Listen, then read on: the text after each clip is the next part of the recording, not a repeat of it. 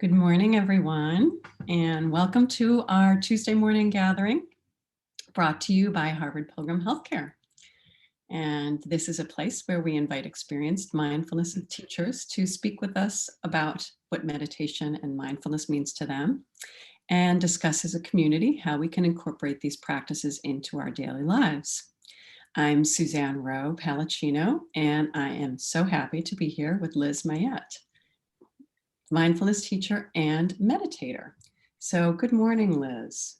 Hi, good morning, Suzanne. Good morning, everyone. So happy to be here with all of you and happy to see you joining. Today, we'll start off with a question for the group, and then Liz will lead us in a guided practice and share some thoughts with us. And then after that, we'll have time for questions and comments. So if you can go to the bottom of your page on your Zoom screen and click on the chat. And if you're interested in seeing the comments and questions as they come in real time, just click on the drop-down menu that says panelists and attendees, and you can see the comments and questions coming in. So Liz, what kind of question would you like to start us off with this morning? So I'd like to start with this question. Can you feel, and I invite anyone as they're contemplating this to actually close your eyes and then chime in with whatever you feel, but can you feel energy in your body?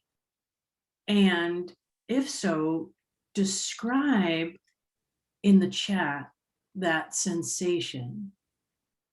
Go ahead and take a second to just close your eyes, which might help focus.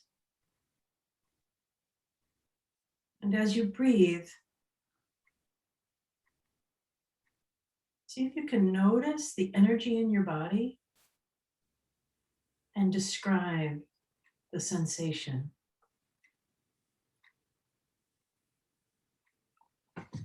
Yeah, so go ahead and type that into the chat. And I would say my energy is, I'm noticing hunger in my body. So that's the first thing that I'm noticing. And a little bit of higher energy. What's the sensation of hunger? What does that feel like? Yeah, it feels like it's changing. You know, it's not a consistent energy feeling, but it feels okay. And someone's mentioned vibrations. And I feel, you know, like an energy, maybe a higher level of energy because we're on the call and on the video this morning. So just a feeling of anticipation.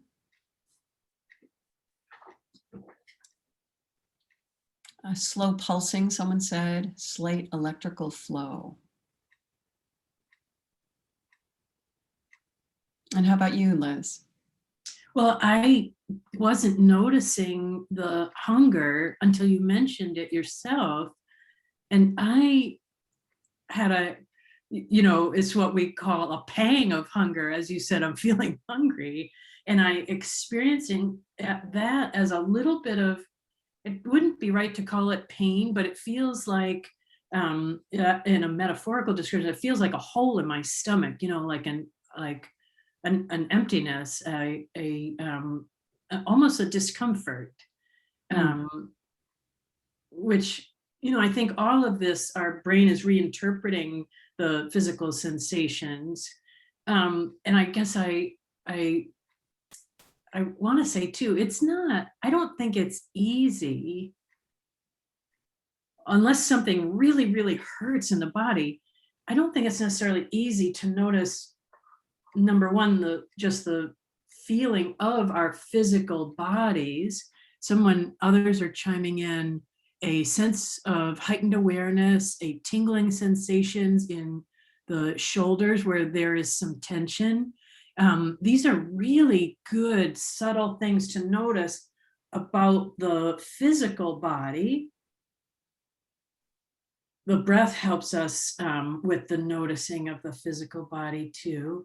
And the energy part of that, I mean, anything we notice, I guess, in the physical body is a product of, actual energy moving in the body. And, someone mentioned it feels sort of vibration, it feels sort of electrical. There are actually, at the cellular level, positively and negatively charged particles in the body that are doing a lot of the work at the cellular level, to, for example, a muscle cell move our muscles along with adjoining muscle cells to all work together to move our arm or whatever. And so there is electrical activity and magnetic activity, actually measurably happening if we had the right instruments in our body. But it's really hard, I think, to notice. So I'd like to focus. Okay, somebody is chiming in. Clear mind, as I just walked 1.5 miles. Now, when there's movement in the body, like Darlene is describing, when there's movement, that actually increases the energy that's moving in the body and helps it be more noticeable. And so I highly recommend for anyone who's interested in sort of using our bodies to help us wake up along with our mindfulness practice to actually incorporate some movement of some kind, yoga or walking or whatever it is you usually do. And then to use that as it can be sort of like a helping us wake up from the bottom up rather than just the top down, as we might do in our still sitting practice. So in my regular practice these days, the older I get, the more sore and creaky I feel when I wake up in the morning. And so we'll do some intentional stretching and yoga practice along with walking my old dog before I sit, as a way to help me sit still and as an invitation to begin with the noticing of sensations and energy moving in the body. Most of my practice history has been in Vipassana, but I've recently been diving more deeply into Tibetan practice, incorporating movement and music and nature.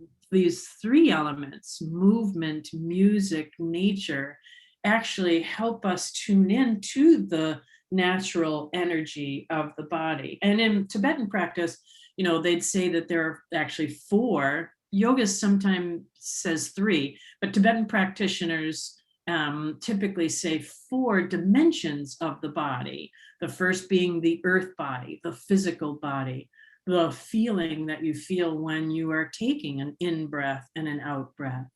The second level that I was trying to call attention to in the question is this energy body, the more subtle feeling of these vibrations or tingling or warmth that are the product of energy moving in the body, what yoga teachers would call prana. And this more subtle energy is that second level. I forget the Tibetan word, but it is often translated as the subtle body. The other 2 levels are the sky body or awareness body, and then the 4th being the actual integration of mind and body, the actual dissolving of that duality in Buddhism, that is self-other, mind-body, those dualities that we in our usual default mode network minds create separation in things. I'd like to begin our practice with just a little bit of movement in order to perhaps help detect some of the energy flow. So this can be done sitting down or standing. We're just going to do a couple of forward bends. So I'm going to move my chair to the side, try not to step on my dog. I invite anyone who would like to stand, or if you'd rather just sit, you can just do this forward bend while sitting in your chair. While standing, just notice the difference in energy from that, or notice the feelings in the physical body where certain muscles have to stay tighter to keep us from falling on the floor. We do it automatically, but see if you can notice. And a deep breath in, and on the out breath, just a gentle forward bend, letting the hands go down the fronts of the legs and sensing the stretch in the backs of the legs and the lower back. Full breath at the bottom, enjoying that stretch before coming slowly, bringing the hands again on the legs to standing. And a breath here. And then now see if you can widen the stance a little bit. Go to a wide stance with hands on hips and try another forward bend from this position. Just going straight down.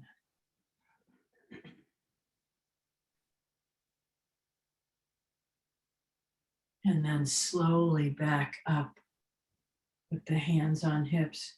And then to just build in a little bit of lateral movement, we'll do a circle forward bend. So to the side and down, just to the flat back, to the other side and back up.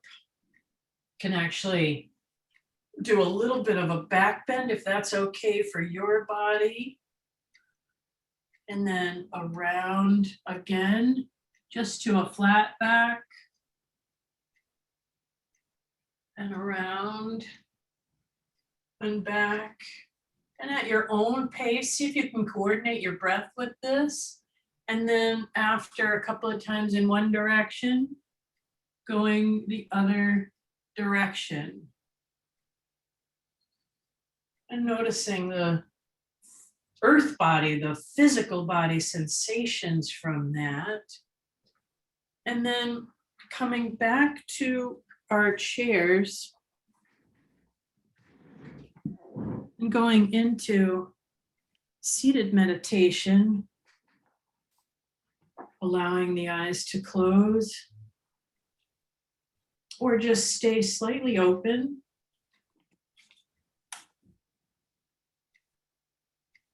The slightly open can just be just sort of a slit to take in the outside world, to reflect openness, or if it's easier to focus attention on the body, allowing the eyes to close. Taking a full deep breath here.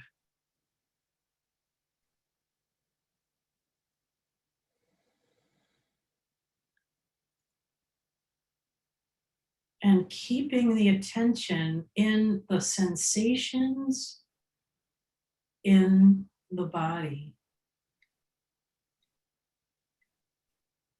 The sensation of breath.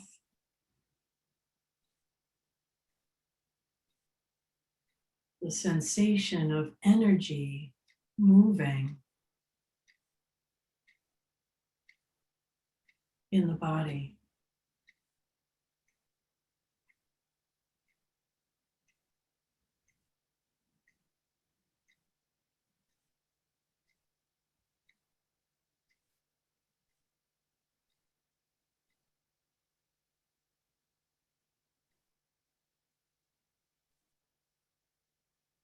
Allow the attention to circulate to different parts of the body. And notice Noticing any energy or sensation in these various parts as you scan mentally in the body.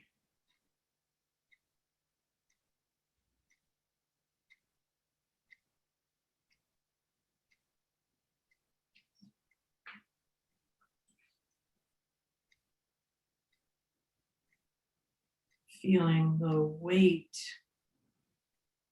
of the body in the chair.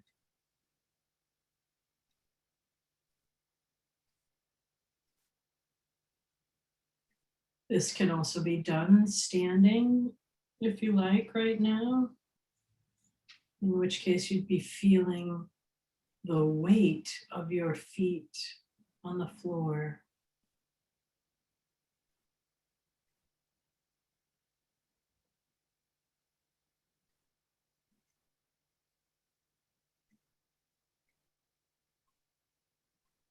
Allowing this sensation to be a calming influence.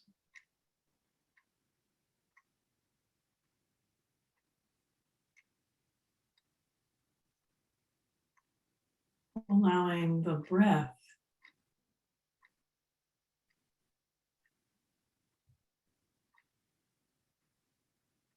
to be a calming presence.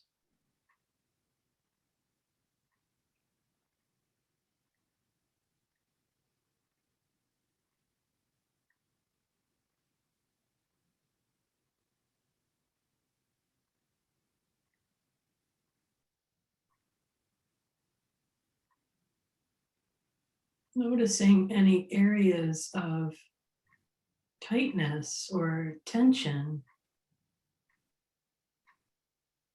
Bringing attention there and intentionally relaxing those muscles.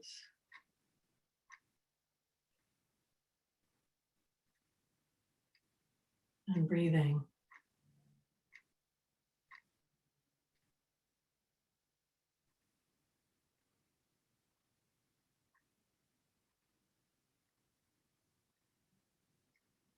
And in a moment, I'll count down from 3, bringing this brief body-centered meditation to a close.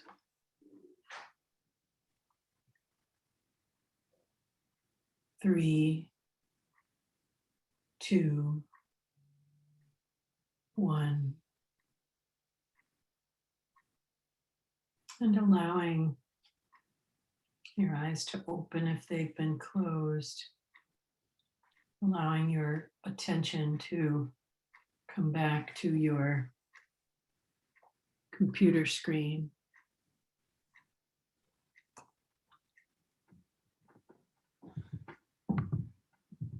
Thank you, Liz.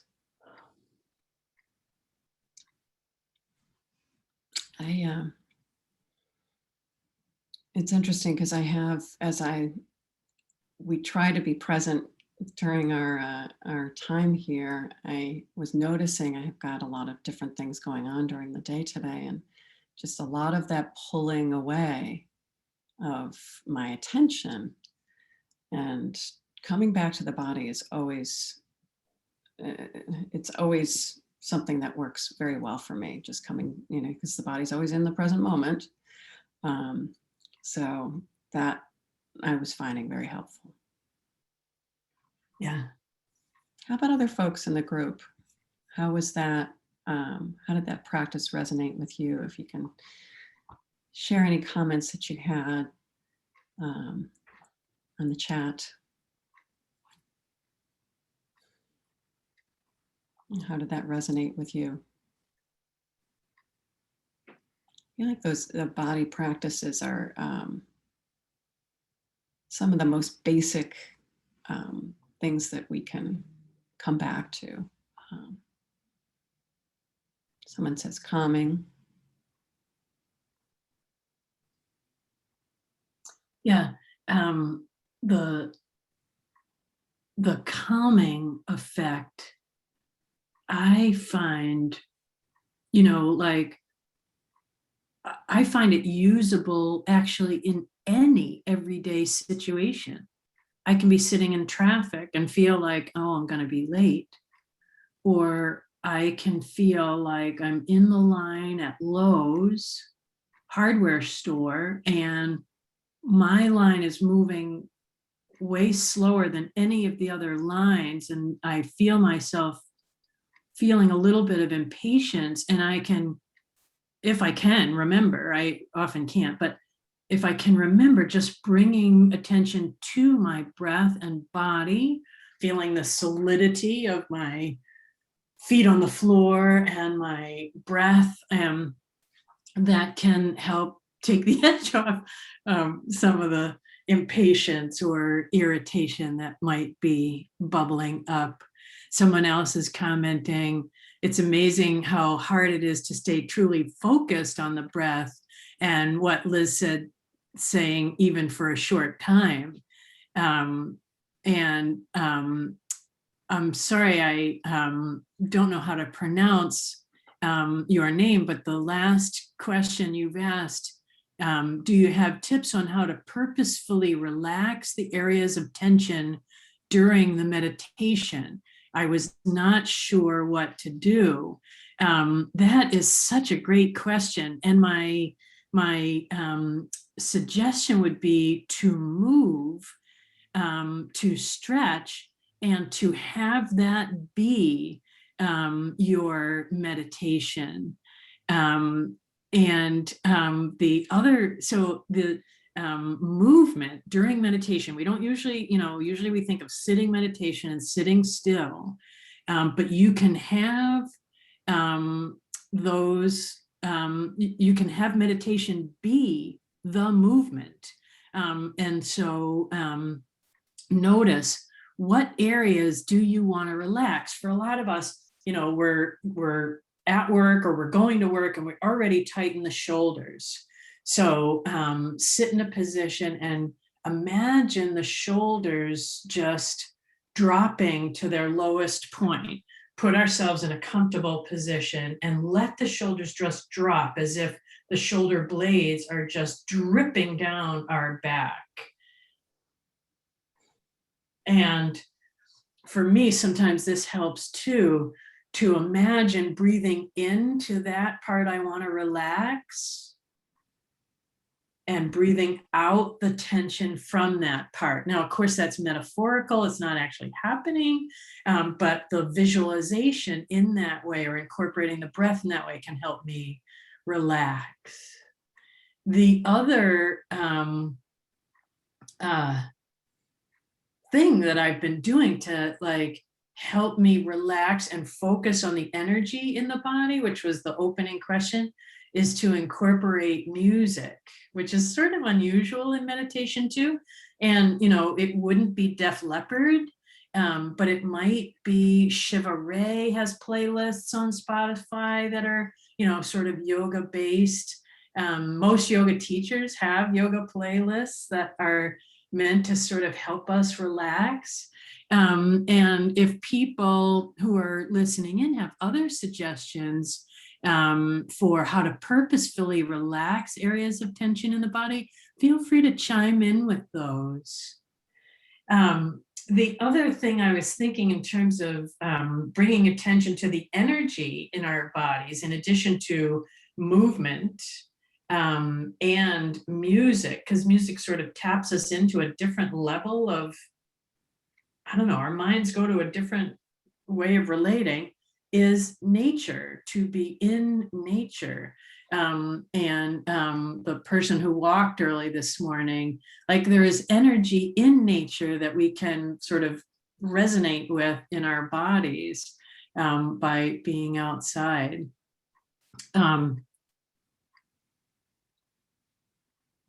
So somebody is I think recommending, Tawny is recommending the Wednesday yoga. which is that, Suzanne, do you know, is that a Harvard Pilgrim yoga on Wednesdays? Yes. Okay, Yeah. so everybody like could tune into that too, Mhm. and use that. That's a great suggestion, Tawny. Thank you.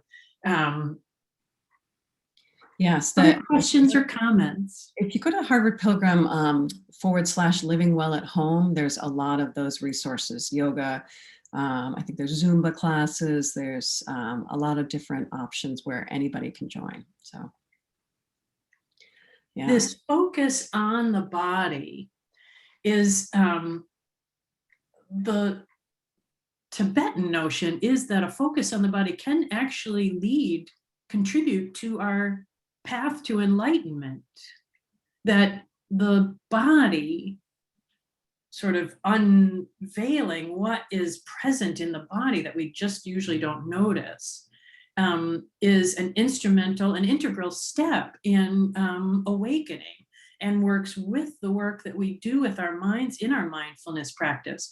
But it's sort of like adding a bottom up method of waking up to the top down that we do in our sitting practice. Somebody else is suggesting yoga is on Monday and Wednesdays, and Zumba on Tuesdays and Thursdays, and they love both.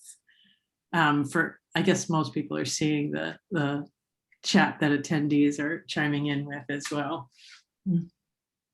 Yeah. So what a wonderful, I mean, talk about wonderful body practices, the yoga and Zumba as well. And just, what we were talking about earlier, Liz and I were just commenting how there's so much that in science these days that has come out about the mind-body connection, and how they are so intricately connected. And if we do have, like the person was asking about that tension, when we're meditating, it's not that our goal may be to calm our bodies, but it's not always going to be a relaxing practice. And it's something that we should always remind ourselves. But just noticing that tension and trying to just be with it as it is, and breathe through it, and just connect with it and see how your mind is relating to it, and find a way to just use our breath to soothe it and soften it. Just last week, Tara Healy, our fearless leader, was talking about the vagus nerve and the science on that, and how we can, in the parasympathetic and sympathetic nervous system, we can switch from the sort of fight or flight feeling to the relaxation response with the breath and focusing on the core, where the vagus nerve is running down the core of our bodies. Mm-hmm. Absolutely. Well, thank you so much, Liz, for bringing us this wonderful practice and for engaging the group. And thank you to the group for chiming in.